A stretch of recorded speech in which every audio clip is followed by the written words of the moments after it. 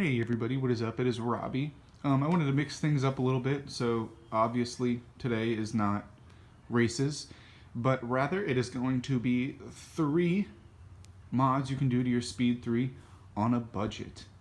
So these 3 things will be effective at making your car perform better, handle better, last longer, but more importantly, they will be cheap. And when I say cheap, I'm not trying to say that they're bad products. I'm just trying to say that they're inexpensive.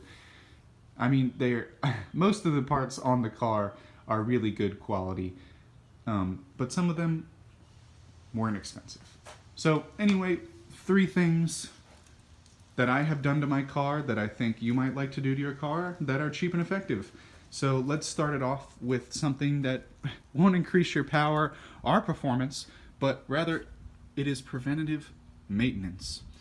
And so what I am talking about is an oil restrictor bolt for your KO4 turbo, which goes right there, I think. Yes. Yeah, that's the one. But basically what an oil restrictor bolt does is it ensures that oil doesn't get into your turbo, which makes it, well, it'll make sure that your car doesn't smoke white, which a lot of our cars have been known to do, especially on the stock turbo.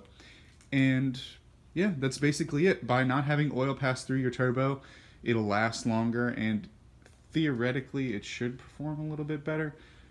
Don't quote me on that, but anyway, it's preventative maintenance. It'll make sure your turbo doesn't go super quickly. It'll make sure you don't smoke out the exhaust. And yeah, for I think it's 20 to 30 bucks for one of those. It's really easy to put on there. And like I said, it's just preventative maintenance. It's just a good mod to do. Okay, mod number 2 that you can do for your Speed 3 that is cost effective but important is an EGR delete / block off kit. So that's your EGR delete, or that's your EGR right there. If you don't know what it does, it is an exhaust gas recirculator, or yeah, pretty much. But basically what it does is it recirculates your hot exhaust gases back into your intake system. So what that'll do, come on, focus. What that'll do is it'll increase your intake air temperature, which is not good. You want the lowest intake air temperatures you can get. So by deleting it or by blocking off the valve, you can get lower intake temperatures, which is good. The only downside is you will get a check engine light, and you will have to disable those codes or have your tuner do it, because if you have emissions checks or shit like that, it will pop up.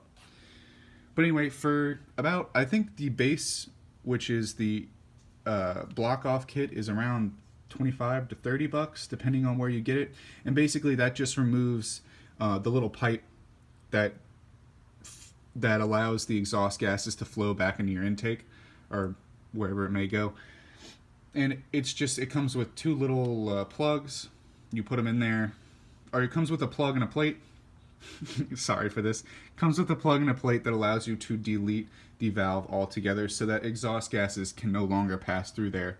The more expensive delete kit will come with both the block off kit and another few extra pieces to remove the EGR altogether, which will save some space. I've heard that if you're going with a bigger turbo, you kind of need it, because as you can see, here's our turbo right here, and then there's the EGR. So if you were to take it out, you'd have a little more room to play, or a little more room to fit things, which is nice. It'll also decrease your air temperature, which is a good thing. Theoretically, you should make a little power out of it, but it's not so much about power as it is about consistency. Lower intake temps mean that you'll be able to go harder and faster for longer without feeling the heat soak. Okay, number 3, which is the, sorry for the focus, the last and final mod I'm going to recommend for today, which is a shift plate. As you can see, I have one from Shure.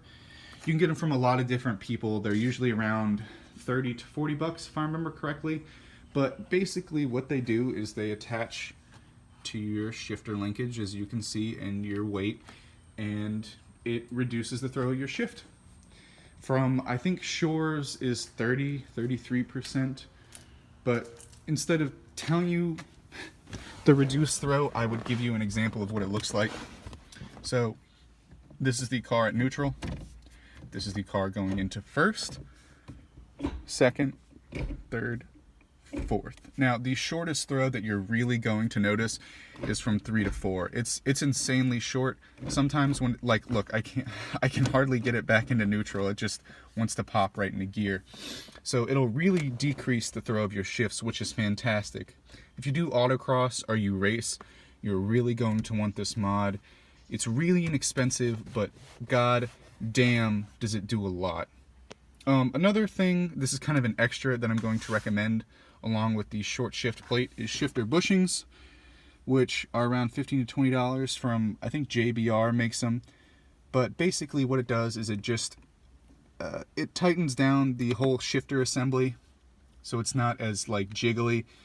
You'll really feel it. It really stiffens things up. You won't get too much like jiggle as you would with the stock unit. It feels really good in tandem with the short shift plate. It makes an all-around better shifting experience than what the car comes with stock. Like, way better. This is what it should have been stock. But anyway, guys, that's the 3 things that I recommend, plus a little bonus one. Hope you guys enjoyed it. I'm kind of sorry for the shitty camera focusing thing. I don't know, I'm gonna have to fix it. But just let me know what you guys think, and you guys have a nice day. Peace.